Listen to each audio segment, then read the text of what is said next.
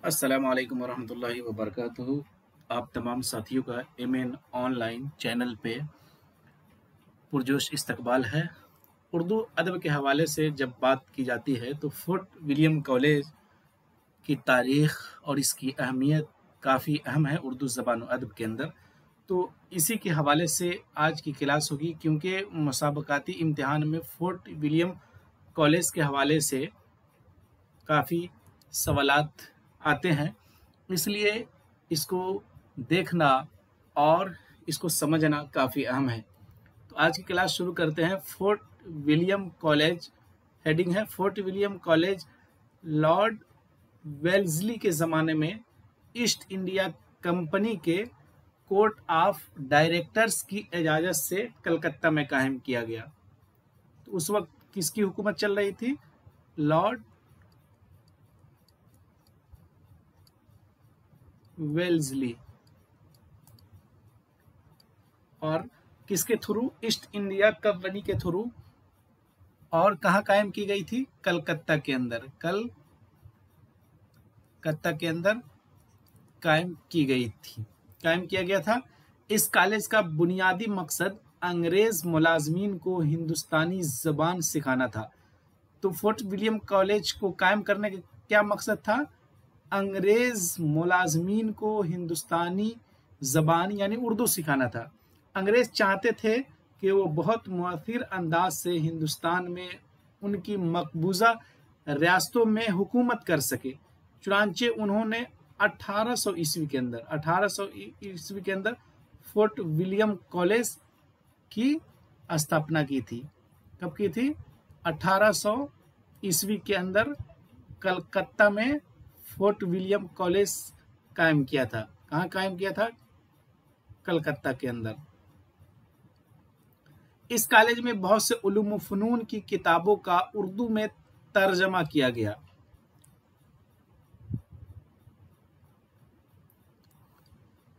अब देखिए fort William college के क़याम के अगराज़ व मक़ासिद क्या है, उसको सरसरी तौर पे देखते हैं। फिर उसके बाद इसमें एक अंग्रेज़ जो अफसर थे, जो उर्दू शोबा के सदर थे, उनकी काफ़ी अहमियत है फोर्ट विलियम में और उर्दू ज़बान की तरक्की व नशर व इशाअत में। फोर्ट विलियम कॉलेज की इब्तिदा जिस ज़माने में हुई वो हिंदुस्तान की तारीख़ का पुरआशूब दौर था। सूबाई बगावतें शहनशाहियत को नुकसान पहुंचा रही थी, जिसकी वजह से अंग्रेज़ तसल्लुत न सिर्फ मशरकी इज़ला पर मुस्तहकम हुआ बल्कि मगरबी और जुनूबी हिंद तक पहुंच चुका था। यानी चूँकि ताजमहल में ये लाल किला के अंदर ताजपोशी और गर्दन तराशी के तमाशे हो रहे थे और मुगलिया सल्तनत जो है अपनी आखिरी सांस ले रही थी। उस वक्त जो है क्या हुआ कि ईस्ट इंडिया कंपनी और अंग्रेज जो है मगरिबी से लेकर जुनूबी हिंद तक पहुंच चुका था। इस तसल्लुत को बरकरार रखने, मजीद सियासी इक़्तिदार हासिल करने और हुकूमत के कारोबार चलाने के लिए अंग्रेज अफसरों का देसी ज़बान वाकिफ होना ज़रूरी था। क्योंकि यहाँ पे जब काबिज हो गए और जब तक यहाँ की देसी ज़बान को नहीं जानेंगे तो उस वक्त तक ज़्यादा देर तक वो हुकूमत नहीं कर पाते। इसलिए उन्होंने सोचा कि फ़ारसी का उरूज चूँकि ख़त्म हो चुका था, उर्दू एक अवामी ज़बान की हैसियत से मुल्क के अक्सर व बेशतर हिस्सों में बोली और समझी जाती थी।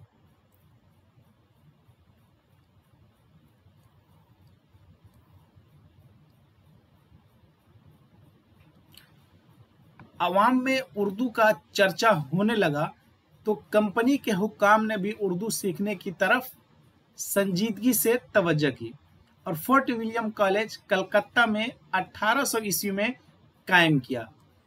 तो तारीख भी याद रखें कब कायम किया था? 1800 ईस्वी के अंदर कलकत्ता में कायम किया गया था। किसको? फोर्ट विलियम कॉलेज को। फोर्ट विलियम कॉलेज को। और इसका मकसद क्या था? अंग्रेज अफसर को देसी ज़बान सिखाना यानी उर्दू सिखाना। इस कॉलेज का मकसद उर्दू की बका या तरवीज व इशाअत न था, बल्कि कंपनी के अंग्रेज मुलाजमीन को उर्दू सिखाने का इंतज़ाम करना था।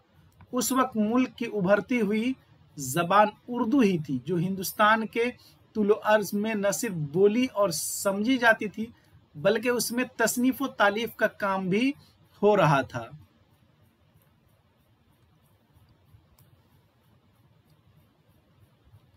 चुनांचे अरबाबे मुक्तदर इस जबान को सीखने और समझने के लिए मजबूर थे। चूंकि उर्दू का चलन था, इसलिए अंग्रेज जब काबिज हुए तो उन्हें मजबूरी के तौर पर उर्दू को सीखना पड़ा।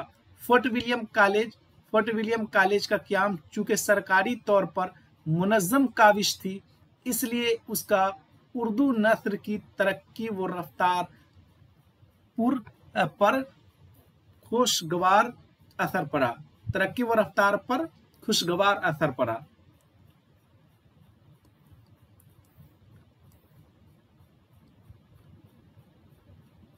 फोर्ट विलियम कॉलेज में जो किताबें तैयार हुई वो ऐसे लोगों के लिए थी जो उर्दू जबान सीखना चाहते थे, इसलिए सादा और सलेस जबान में तैयार की गई और उर्दू कवायद की किताबें और लुगात भी तैयार की गई।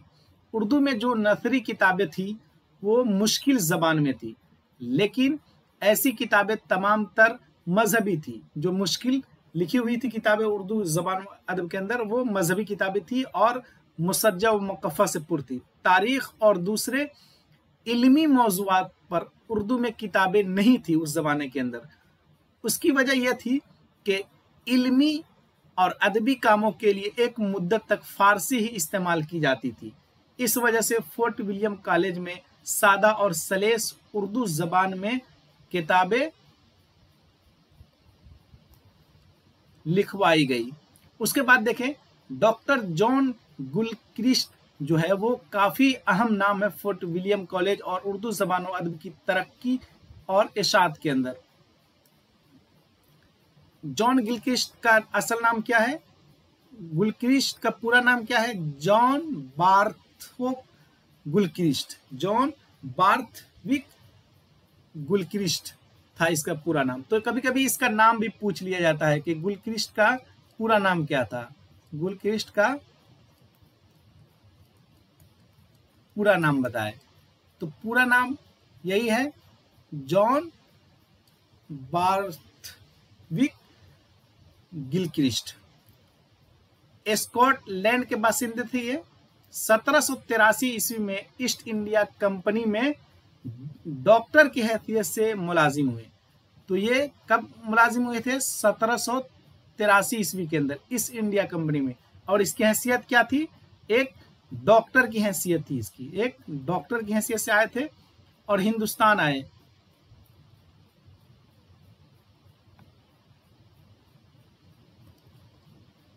हिंदुस्तान में दिल्ली और लखनऊ में रहकर उन्होंने उर्दू और फारसी सीखी। दिल्ली और लखनऊ में रहकर कौन कौन जबान सीखी थी?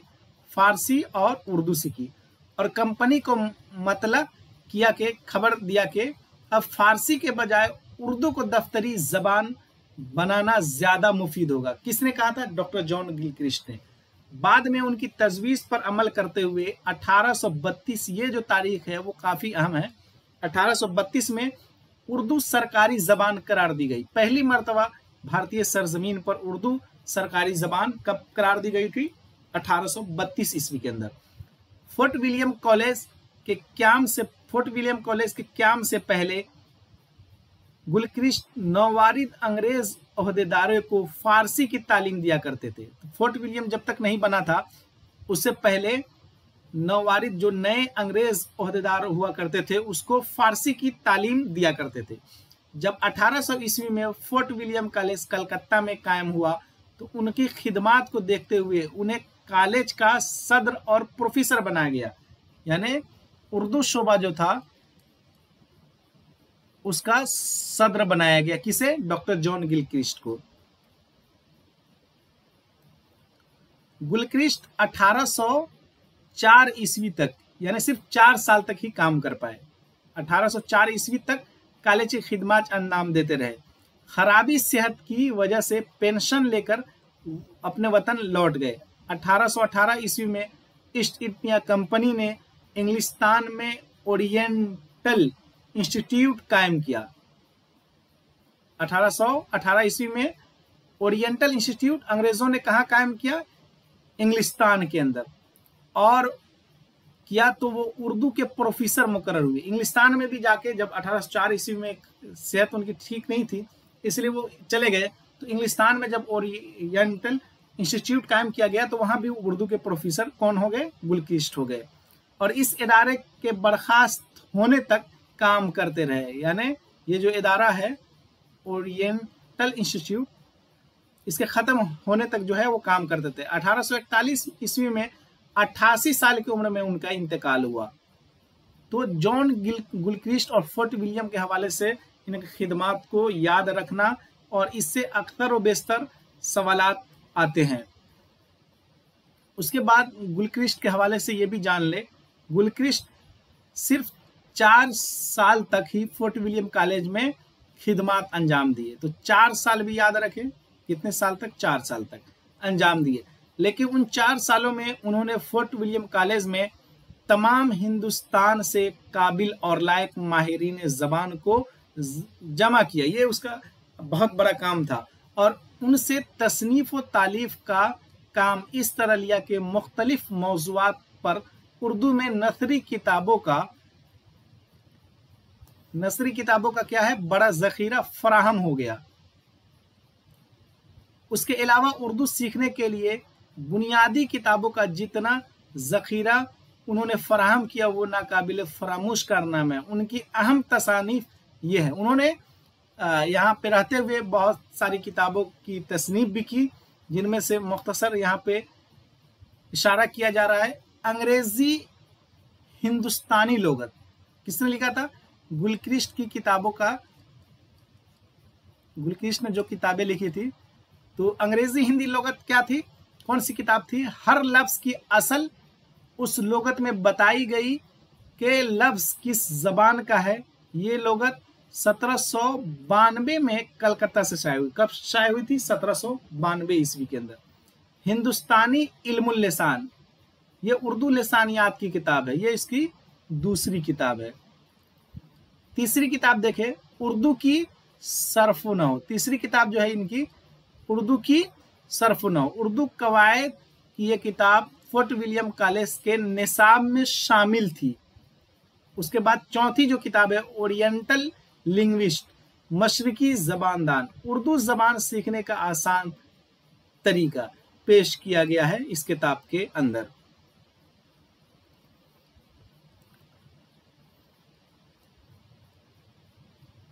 पांचवी जो किताब है उनकी अजनबियों के लिए रहनुमाए उर्दू, अंग्रेज़ों को उर्दू सिखाने के लिए ये किताब लिखी गई थी। कौन? अजनबियों के लिए रहनुमाए उर्दू। उसके बाद ब्याज हिंदी भी उन्हीं की किताब है। फोर्ट विलियम कॉलेज के मुअल्लिफीन के कारनामों का इंतखाब वगैरह इसमें किया गया है। अब चले जाते हैं तो इनके बाद देखें कौन आते हैं फोर्ट विलियम कॉलेज में। वो नाम भी अहम नाम है। डॉक्टर गुलक्रिस्ट के इंग्लिस्तान लौटने के बाद कप्तान टॉमस रूबिक उर्दू के प्रोफेसर और सदर मुकर्रर हुए। कौन है? डॉक्टर जॉन गिलक्रिस्ट के बाद, इनके बाद दूसरे नंबर पे कौन आते हैं?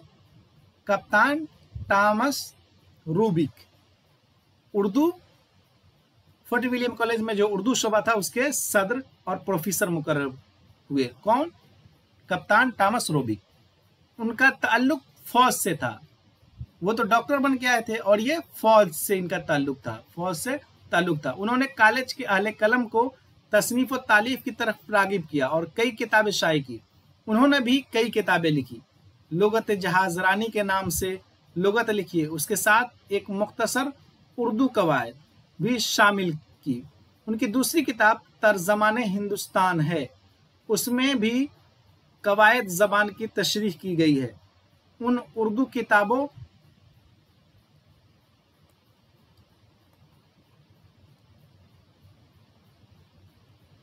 किताबों के अलावा उन्होंने फोर्ट विलियम कॉलेज की तारीख भी लिखी थी। क्यों? कप्तान किसने लिखी थी? कप्तान टॉमस रूबिक, जो गुलक्रिस्ट के बाद आए थे। तो इस तरह से फोर्ट विलियम कॉलेज के जो अगराज़ व मकासिद है, और उसके बाद एक और जो डॉक्टर जॉन गिलक्रिस्ट के बाद जो आए थे कप्तान जोसेफ टेलर उर्दू के प्रोफेसर थे, उन्होंने भी एक मबसूत उर्दू अंग्रेजी लुगत लिखी थी। कप्तान जोसेफ टेलर उर्दू के प्रोफेसर थे, उन्होंने भी एक मबसूत उर्दू अंग्रेजी लुगत लिखी थी फोर्ट विलियम कॉलेज में ही।